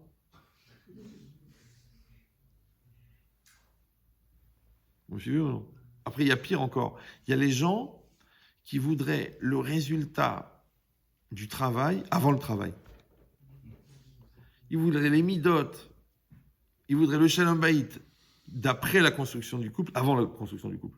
Oui. Après, il y a pire encore. Il y a les personnes qui font des grosses bêtises, genre adultère, et quand tu leur dis, tu sais, si tu veux reconquérir la confiance, il va falloir que tu travailles sur la kedusha, sur la teshuva, il faut que ta femme, elle retrouve le mari de l'époque. Et lui, qu'est-ce qu'il dit? Il dit, ah bon, et s'il fait tout ça et que ça marche pas? Eh ben, si ça marche pas, tu divorces, mais tu vas au monde futur. Si ça marche, tu vas au monde futur, et en plus de ça, tu récupères ta femme. C'est-à-dire que le gars, il n'a même pas compris que son problème, c'est pas sa femme. C'est qu'il est un rachat. Il est tordu. Il est malade. Parce que ça fait 5 ans et demi que ça dure l'adultère. C'est pas genre un truc comme ça que c'est arrivé, il est tombé sur un film bizarre sur Internet. Il a été organisé, donc il est bipolaire en fait. Il est schizophrène, il a une double vie. Il a un dédoublement de personnalité. Donc il doit être suivi par un psychiatre pendant quelques années. Et lui, qu'est-ce qu'il fait? Il dit alors, ouais, mais à quoi ça sert que je fasse tout ce travail là, sur la teshuva, sur la reconquête de la confiance et sur la maîtrise de mes pulsions, si au fond, elle veut pas rester avec moi? Mais elle va rester avec qui? Avec un chien? Donc si tu changes, c'est pour toi que tu changes. Maintenant, la déception de ta femme, c'est juste une occasion de devenir toi-même. Mais si toi, tu le fais que pour l'autre, donc en réalité, tu n'as pas compris que le challenge, c'était toi. Vous me suivez ou non? Donc ça veut dire que là, tu te stresses sur l'avenir, ça. C'est-à-dire que tu stresses sur l'acceptation de l'autre. Mais ça, c'est un stress qui ne dépend pas de toi. Parce que de toute façon, c'est une proposition. Tu vas devenir meilleur. Ou l'autre, il veut, ou il ne veut pas. Tu fais une proposition. Tu éduques un enfant. Tu donnes une éducation. Ou il accepte, ou il n'accepte pas. Mais quand tu te stresses en disant, et s'il tourne mal? Mais c'est pas parce que tu l'as bien éduqué qu'il n'a pas de libre arbitre. C'est pas parce que le magasin il est bien placé que tu vas faire 1 milliard. Peut-être tu auras juste de quoi de payer les fournisseurs. Après, tu t'énerves. Vas-y, énerve-toi, mais ça ne dépend pas de toi. Donc, ça veut dire que si toi, tu es dans une dimension active et consciente, mais pas stressée, de ce qui est entre tes mains, ça, c'est la mitzvah de Ishtadlut. Par contre, si toi, tu vas t'angoisser sur des choses que tu ne maîtrises pas, ouais, ça c'est Ikar Avodat Yetzirah, les Balbel et Tadeot. Le principal objectif d'Yetzirah est d'embrouiller l'esprit. Ça s'appelle Pizour à Marchavot, la dispersion des pensées. Et ça, c'était une des grandes armes du Yetzirah, c'est l'esprit dispersé, perturbé. Et la mitzvah, c'est quoi? C'est concentration, recentration. Ça, on dit en français, écoute, essaye de te recentrer. D'accord? Essaye de te concentrer. Tu vois, la personne, tu lui parles d'un truc, ouais, il y a ça, il y a ça, il y a ça. Je voulais vous dire, là, moi, je rencontre les gens. C'est très bizarre. Quand tu parles des autres, ils ont beaucoup d'imagination. Quand tu parles d'eux, ils n'ont plus rien à dire. Et quand tu parles d'eux, ils te renvoient à l'autre. Tu dis, bon, toi, par exemple, t'es têtu. Elle dit, ouais, mais vous la connaissez pas. Mais... Ah, Rav, je vais vous donner une anecdote. Je vais vous raconter ce qui s'est passé. Ouais, on dirait que les Yetzirah, quand il sent que tu l'as attrapé, il essaie de s'échapper. Mais rendez-vous avec le Rav, rendez-vous avec la conscience, rendez-vous avec l'inspecteur des impôts. C'est comme le rendez-vous avec Hachem. Il faut aller au rendez-vous. Va au rendez-vous. Tu es convoqué, va au rendez-vous. C'est comme quand tu es convoqué chez le docteur. Les gens, Chazal Shalom, c'est nous. Mais en vérité, t'as rendez-vous avec tes négligences. Tu savais très bien que toute cette charcuterie, tout cet alcool, tout ce sucre, ça allait créer des problèmes. D'accord? Donc, qu'est-ce que tu vas faire? Tu vas chez le docteur. Le docteur, il va te dire, arrêtez de prendre de l'alcool, arrêtez de prendre des charcuteries, arrêtez de... Ce que ta conscience te disait depuis le départ. Donc, en fait, c'est ta fuite de ta conscience qui t'a fait rencontrer que ta conscience. C'est pareil, tu bouffes comme un fou, après, tu fais un régime pour maigrir. Tu dis, mais tu peux manger moins. Oui, mais c'est trop bon. Bon, c'est comme tu veux. Donc, si tu trompes ta femme parce que c'est trop bon, et tu comprends la gravité quand tu te fais attraper. J'ai jamais compris ça. Pourquoi les gens, ils comprennent l'importance quand ils se font attraper? Parce que le même discours, je vais tout faire pour sauver, je vais m'arranger, je vais changer mon amour, je regrette, je pleure, je vais faire teshuva, je vais faire 4 ans d'yeshiva. Mais tu aurais pu le faire avant pour éviter de fauter. Donc la question, c'est de savoir qui c'est qui a fauté. Qui c'est qui a fauté chez toi, l'enfant ou l'adulte? Qui c'est qui a fauté, le jeu intérieur ou le jeu extérieur? Maintenant, ça ne sert à rien d'avoir un jeu extérieur très affirmé si ton jeu intérieur n'est pas en maîtrise. Donc ça veut dire qu'en fin de compte, la Avera, c'est que tu as raté une opportunité de travailler, de construire le jeu intérieur. Une mitzvah, c'est une opportunité que tu as eue de travailler, de construire le jeu intérieur. Donc celui qui t'énerve, toi tu dis il m'énerve, alors qu'en vérité il te donne une opportunité de travailler ta patience. Celui qui te demande un service, il te donne une opportunité de détruire ton égoïsme. Celui qui te pose une question, il te donne l'opportunité de développer ton intelligence. Donc toute la vie c'est comme ça. Maintenant, pourquoi est-ce que tu vas regarder la vie comme une série d'opportunités? Parce que tu veux développer le jeu. Donc le jeu, il prend en charge le vœu, ça va bien. Ça s'appelle en français la bonne volonté. Ça s'appelle le ratson. Ça s'appelle et ratson. Mais si toi, au fond, à l'intérieur, tu n'as pas développé assez le jeu pour maîtriser le vœu, automatiquement, tu vas augmenter le décalage. Tu vas augmenter le décalage. Jusqu'à la folie. Hein. Parce que les gens, ils décalent. Après, ils se déprécient. Après, il faut une dépression. Après, ils deviennent fous. Mais c'est quoi la folie? La folie, c'est simple. C'est que le fil très très fin entre ta réalité et toi, il est coupé. Or, je rappelle cette phrase de Ben Chetri, très connue. Quand le fil est très tendu, tu n'as pas besoin que le couteau soit aiguisé. Vous me suivez ou non? Donc les gens qui sont très très tendus, une petite épreuve à 2 balles, ils basculent dans la folie. Quand le couple est très tendu, pour des bêtises, ils divorcent. Je dis, mais attendez, c'est pas possible, vous n'avez pas divorcé pour ça. Ouais, mais c'est pour le principe. Ah, c'est encore plus. Déjà, l'action, elle était débile. Maintenant, c'est le concept de l'action qui est encore moins réel que la réalité. C'est pour ça que dans le concept, il y a sept. D'accord? Tu ne peux pas divorcer pour un concept. Pourquoi? Parce que le fil était très tendu. Maintenant, c'est quoi très tendu? C'est que la femme et l'homme sont très, très éloignés par leurs égos. Donc, comme chacun il tire la couverture de son côté, le fil est tendu. Maintenant, quelle différence entre ton moi intérieur et ton moi extérieur? S'ils sont comme ça s'appelle en français être bien dans sa peau. S'ils sont comme ça, c'est très tendu. Si c'est très tendu, ça va craquer. Après, tu dis j'ai craqué. À un moment, j'ai craqué. J'ai eu un burn-out. Mais c'est quoi un burn-out? C'est très simple. C'est que la société qui t'emploie, elle veut tirer le maximum. Ouais. Et toi, pour remplir ton poste, tu fais ton maximum. Mais si ton maximum, il n'est pas dans les limites de ta nature, il n'est pas dans les limites de tes capacités, eh ben, tu vas aller au-delà de toi-même, et donc il va y avoir une distance entre toi et toi-même, et tu vas craquer. Après, c'est très très difficile, hein, parce que vous savez qu'un élastique, quand il est tendu, quand vous le coupez, il ne reste pas à la même taille. Il se contracte. C'est comme, Shalom, une rupture de tendon. Vous savez que le tendon, quand il se coupe, il se rétracte. Ça, c'est très très dur de recoudre un tendon. D'accord? Ben, c'est ça le problème. C'est que quand toi, tu tires trop sur ton couple et ta femme, elle tire trop sur le couple, quand ça casse, chacun, il se rétracte dans son ego. Chacun, il se rétracte dans sa famille. Chacun, il se rétracte dans ses exigences. Et après, tu ne comprends pas. Pourquoi on n'a plus de contact? Pourquoi on n'a plus rien en commun? Pourquoi on n'arrive plus à échanger? Et ça s'est rétracté. Ben, c'est exactement pareil. Quand tu t'éloignes de la Torah s'éloigne de toi. Quand tu t'éloignes de la pratique, elle s'éloigne de toi. Là, tu dis, bon, ça va, je vais aller, j'ai une très belle opportunité d'affaires dans un petit village à 45 km de Florence.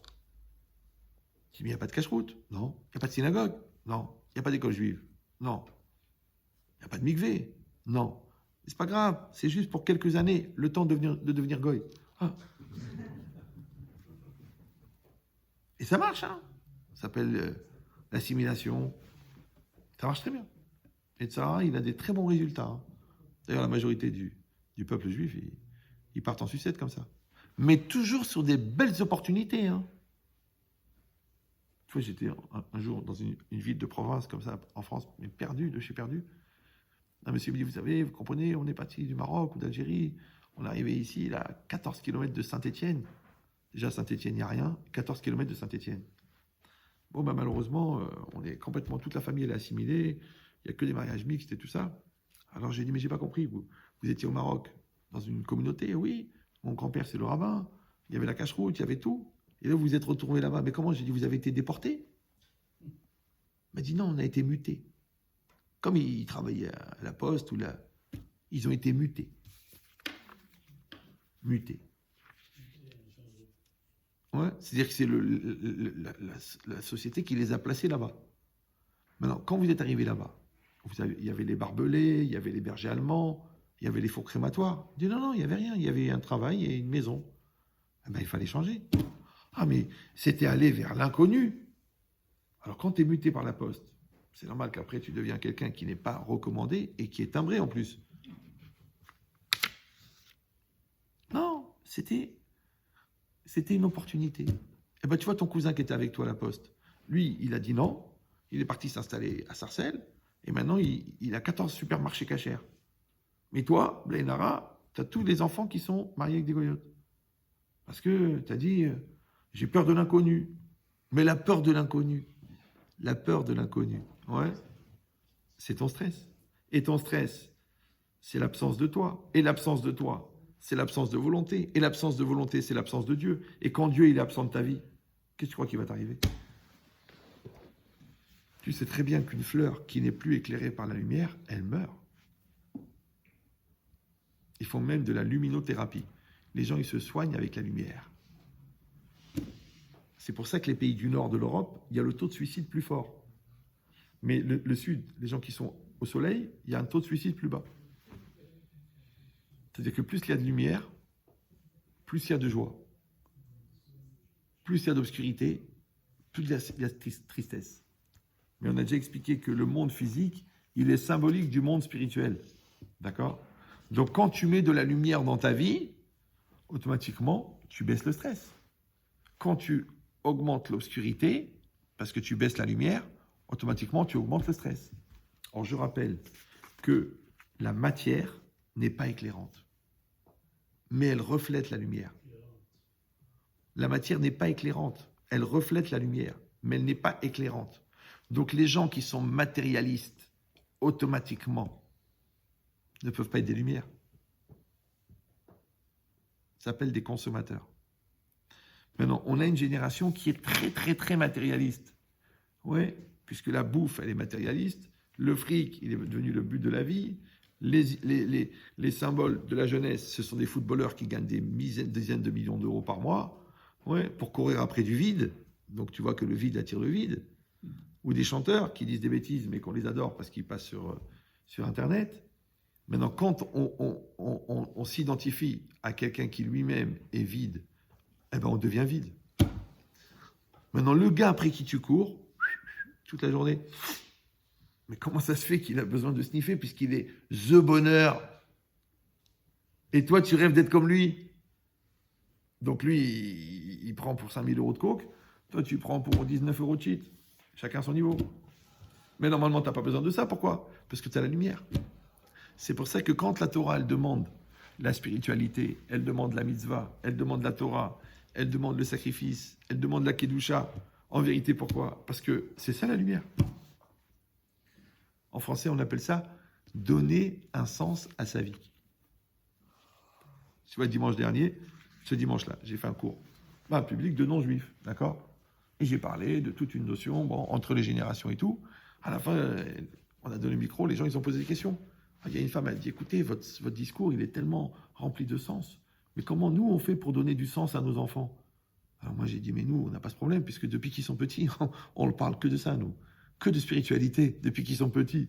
Et la spiritualité, c'est le sens, puisque le sens, c'est l'essence c'est l'essentiel. L'essentiel, c'est l'essence du ciel.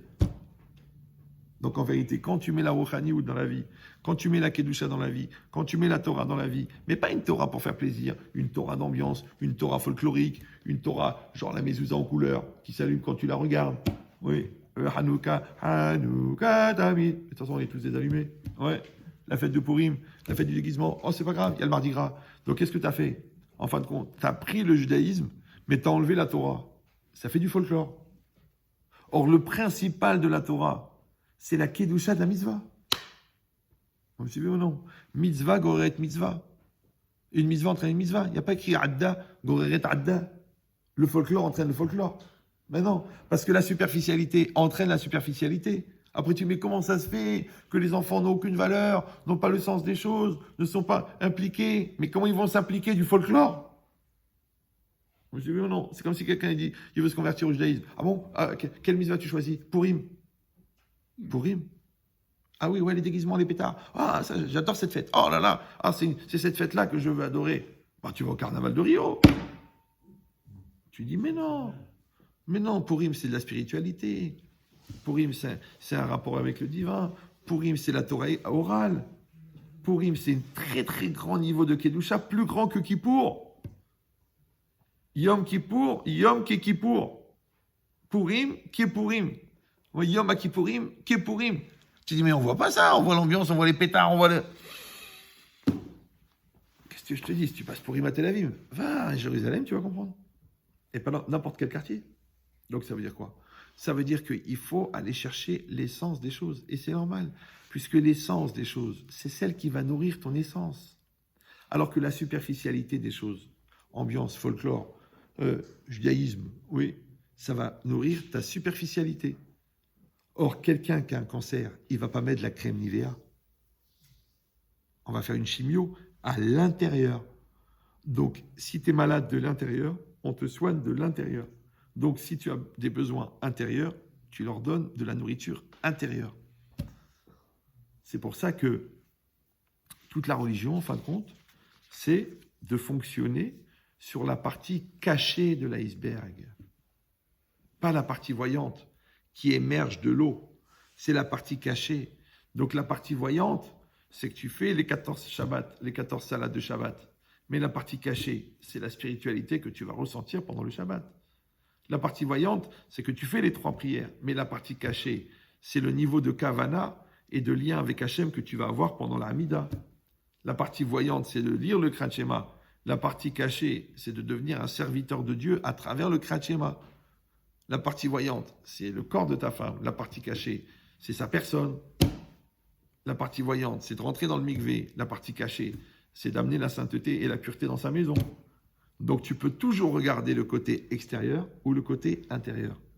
Maintenant, le problème, encore une fois, c'est que le côté extérieur va nourrir l'extérieur. Or, l'extérieur n'a pas de sens, puisqu'il est insensé. Donc, la spiritualité, elle doit nourrir l'intérieur. Quand elle nourrit l'intérieur, elle donne du sens. Le sens, c'est l'essence. Maintenant, cette essence, elle va nourrir ton moi intérieur. Quand ton moi intérieur, il est malé, il est chalem, il est bari, il est kadosh, il est pur, c'est ce jeu-là qui va maîtriser le vœu. Et comme il est plein, il n'y a plus de vide. Et comme il n'y a plus de vide, il n'y a pas de stress. Puisque le stress, c'est le vide. D'accord? C'est pour ça que dans le vide, on perd l'équilibre. Ouais. Mais si cet endroit-là, il est plein, tu es bien dans ta tête, tu es bien dans ton corps, tu es bien dans ta croyance, tu es bien dans ta mitzvah, ça s'appelle que tu es Shalem, Vayetse Yaakov Shalem, Yaakov il est sorti complet, donc à ce moment-là, la vie elle est facile. Tout est facile. Elle est facile la vie. Quand tu es complet dans ta tête, c'est facile. Quand tu es complet dans ton couple, c'est facile. Tout est facile dans la vie. Quand tu es un vrai adulte, c'est facile avec tes enfants. Quand tu es un vrai mari, c'est facile avec ta femme. Mais quand tu fais semblant, ou quand tu accuses, ou quand tu te démarques, ou quand tu esquives, toute sa vie, tu vas souffrir. Accuse, et énerve-toi, et c'est pas normal, c'est pas bon. Mais, Ashalom, ze kol echad oben bimkomo. C'est quoi la paix? C'est que chacun se tient à sa place. Mais encore une fois, faut que tu la tiennes, ta place. Donc, si tu fais pas ton rôle de parent, ne me dis pas les enfants, ils ont de la chutzpah. Ils sont insolents. Parce que toi, tu es laxiste. Vous me suivez ou non? Si toi, tu n'es pas un patron, donc tu dis, comment ça se fait que les ouvriers, ils ne savent pas quoi faire? Mais qui c'est qui leur donne les directives? C'est toi. Tu dis, mais je ne sais pas quoi leur dire. Ah ben, si tu ne sais pas quoi leur dire, ils ne vont rien faire. Après, tu dis, ouais, il ne faut rien. Mais ils vont faire quoi? C'est toi le patron. Eux, c'est des exécutants. Donc, ça veut dire quoi? Ça veut dire que cette logique-là, entre le monde intérieur et le monde extérieur. Mais à tout ça, ça n'est que la résonance du lien entre ton moi intérieur et ton moi extérieur. Bah oui, parce qu'il y a une facette de toi chez les ouvriers qui te renvoie le patron. Il y a une facette de toi chez la femme qui te renvoie le mari. il y a une facette de toi chez les enfants qui te renvoie le père. Donc en fin de compte, toute ta réalité, elle te renvoie à ton moi. Maintenant, ce que tu vis avec le moi extérieur dans la réalité, c'est ça qui va nourrir ton moi intérieur dans la maturité. Ou la spiritualité, c'est pareil.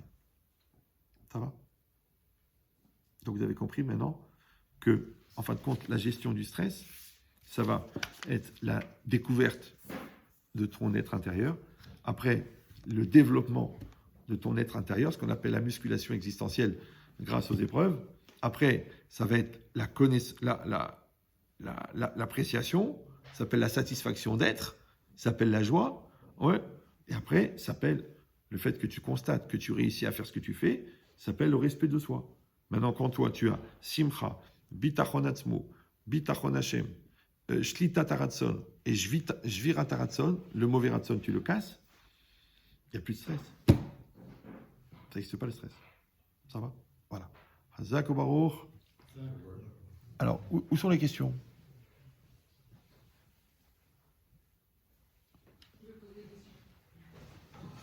Ça va les questions? Ils sont partis les questions?